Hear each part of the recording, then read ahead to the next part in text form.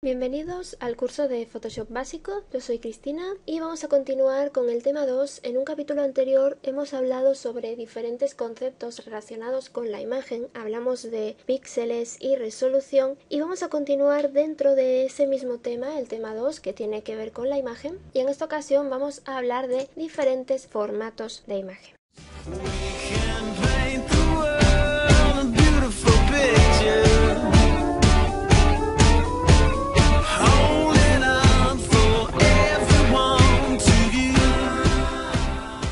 A la hora de trabajar con imágenes podemos distinguir distintos formatos. El formato que vayamos a utilizar o el formato con el que vayamos a trabajar dependerá de lo que tengamos pensado hacer con dicha imagen, y a continuación yo voy a nombraros algunos de los formatos más utilizados con relación a las imágenes y los he clasificado según la finalidad que vayamos a darle a nuestras imágenes. Os voy a dejar un PDF para que podáis descargarlo, es el PDF con el que yo os voy a explicar esto.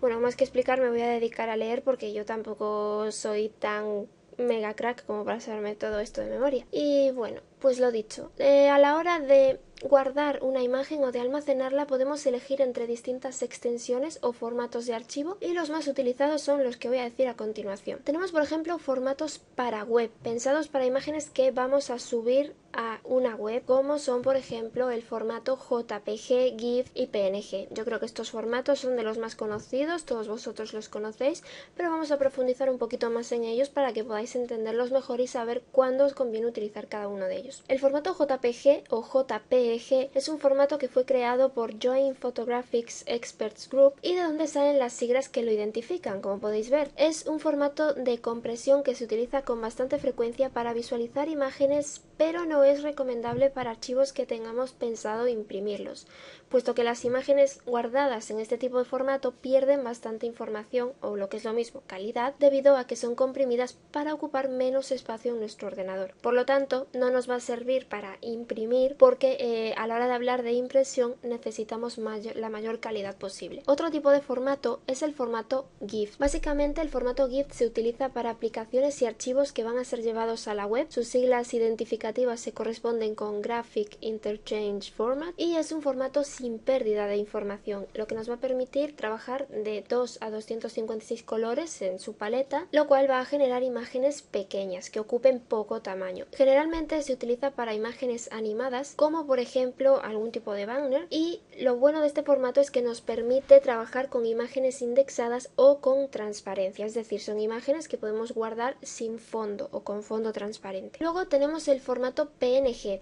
Este formato nos va a permitir comprimir sin pérdida de calidad. Sus siglas de identificación se corresponden con Portable Network Graphic y se utiliza para formatos web, y su valor más importante es desde luego su transparencia. También son imágenes en las que podemos trabajar con un fondo transparente. A diferencia del formato GIF, el formato PNG no soporta animaciones, pero nos ofrece mayor profundidad en cuanto a color porque la gama de colores supera los 256 colores. Luego tenemos imágenes ya utilizadas para formatos de impresión. Son los formatos más adecuados a la hora de imprimir una imagen. Tenemos por ejemplo el formato TIFF, tal vez no sea tan conocido, pero yo creo que os puede sonar de algo. Este formato fue creado en principio por Aldus, lo que vendría siendo hoy en día Adobe System, y es un formato de archivo con etiquetas y sus siglas identificativas se corresponden con Tag Image File Format. Además de almacenar la información normal de la imagen, estas etiquetas permiten también que se puedan guardar datos más específicos sobre las características que la componen, lo cual es bastante útil cuando estas imágenes van a ser manipuladas. Este formato es por lo tanto recomendable para archivos de impresión, puesto que se puede comprimir y conservar la calidad del documento. No es recomendable, sin embargo, para archivos que vayamos a destinar a la web o simplemente para guardar en nuestro ordenador para visualizarlos posteriormente, ya que contiene tanta información que ocupa más espacio y su carga en internet pues suele ser bastante más difícil porque las imágenes tardan bastante en cargar. Algunas cámaras de fotos y también algunos escáneres ofrecen la opción de guardar los documentos en archivo TIFF, lo que implica poca compresión en la forma que se realiza y más peso en el archivo. Luego tenemos el formato PSD. Este es el formato madre o el formato nativo de Photoshop. Guarda cambios que se realizan en una imagen en forma de capas.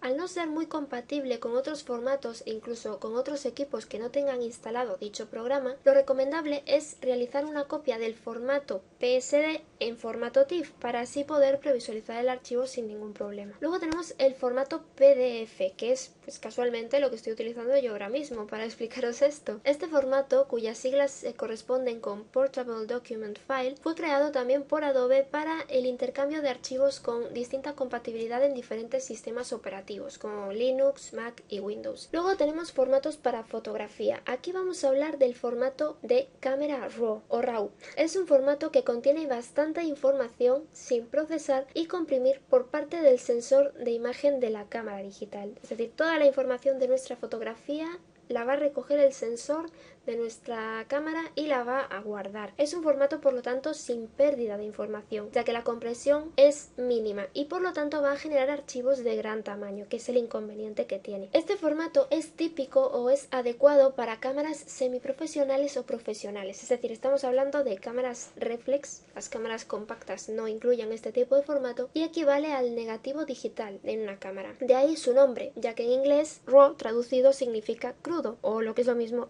hablando de imágenes sin procesar. Por lo tanto, este tipo de formato se va a visualizar en escala de grises. Cuando se procesa una imagen RAW, los ajustes se van a guardar en un archivo de datos llamado sidecar o sidecar en el propio archivo, en caso de que se comprima en formato DNG. La diferencia con otros formatos se basa en que cuando nosotros realizamos una toma de una fotografía desde una cámara sin formato RAW, el dispositivo va a generar de manera automática las imágenes en formato JPG o TIFF. Es decir, nosotros con una cámara compacta, sencillita, las fotos las obtenemos en JPG generalmente y hay algunas cámaras que incluso nos permiten guardarla en formato TIFF. Lo que quiere decir que esas imágenes van a ir comprimidas y procesadas, no tenemos ningún control sobre este proceso y las imágenes pues tienen peor calidad que una imagen, una foto sacada de una cámara reflex, una cámara profesional que nos guarde la imagen en formato RAW. Con el formato RAW, la información obtenida desde la cámara provoca que las imágenes tengan todos los píxeles originales sin procesar. Por lo tanto, la calidad de la imagen va a ser muchísimo mejor y nos va a ofrecer más posibilidades a la hora de su tratamiento posterior. Os comento este formato porque en Photoshop nosotros podemos trabajar con imágenes en formato RAW, pero el problema es que nosotros una vez que abrimos la imagen en formato RAW en Photoshop podemos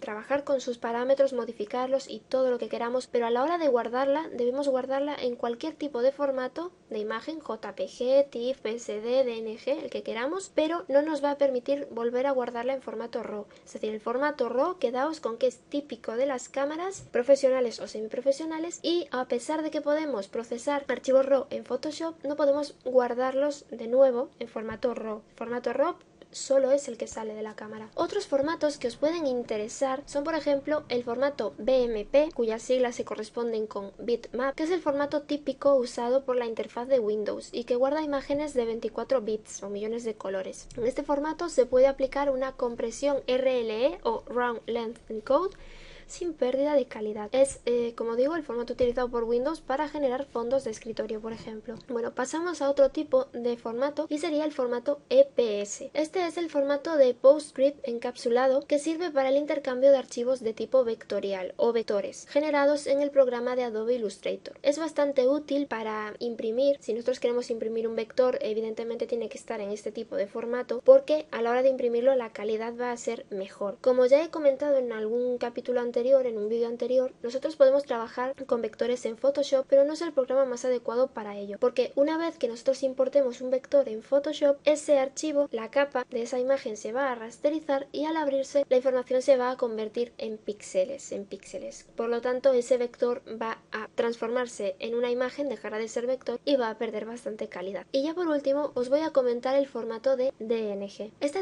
extensión de archivos se utiliza para trabajar con formatos RAW, que ya los he explicado antes. Las siglas se corresponden con Digital Negative o negativo digital y fue un formato creado por la compañía de Adobe System y es el estándar para los archivos RAW. Como ya os he comentado antes, los archivos RAW podemos procesarlos en Photoshop, pero a la hora de guardarlos no podemos volver a guardarlos en formato RAW. Por eso se han creado los formatos DNG. Además, cada vez que una cámara genera una imagen en formato RAW, utiliza su propio formato de archivo, que es diferente entre una cámara y otra. Por lo tanto, esto hace hace que muchas veces sea difícil trabajar con este tipo de archivo, es decir, me refiero al archivo en formato RAW, sobre todo si no tenemos determinados controladores o drivers en nuestro equipo. Si nosotros no tenemos instalados los drivers de la cámara, pues difícilmente vamos a poder visualizar esa imagen. Y como los drivers o controladores son diferentes entre las diferentes cámaras, pues puede ser que algún formato RAW lo visualicemos con una cámara y no con otra. Por eso el formato DNG nos permite estandarizar los formatos RAW para que puedan ser utilizados en cualquier equipo. Además, nos ofrece una compresión sin pérdida de calidad y es una buena opción en el tiempo si tenemos en cuenta que las cámaras con el tiempo también pierden sus prestaciones, se pueden estropear y puede ocurrir que tras algunos años pues el software de nuestra cámara no logre reconocer las fotografías en formato RAW, con lo cual esas fotografías pues probablemente no podamos abrirlas nunca más. Por eso nos interesa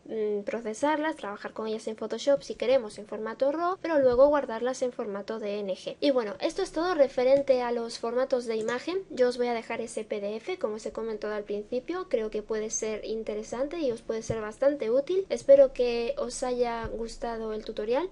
Si tenéis alguna duda podéis dejarla en un comentario. No olvidéis puntuar el vídeo si os ha gustado y asimismo compartirlo. Y yo me despido y nos vemos en un próximo vídeo.